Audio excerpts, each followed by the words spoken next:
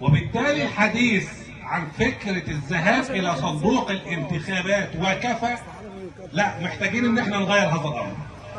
احنا مش موجودين أمام انتخابات محليات، ولا موجودين أمام انتخابات برلمانية.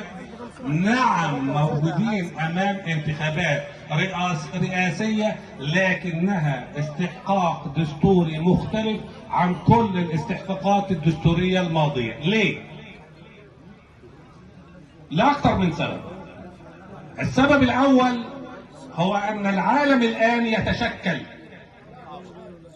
هناك اتجاه عالمي لتشكيل مجلس إدارة العالم من جديد، وبالتالي القوى العظمى في مشاكل كثيرة جدا وفي حروب، سواء كانت حروب وصراعات ظاهرة للعيان أو حروب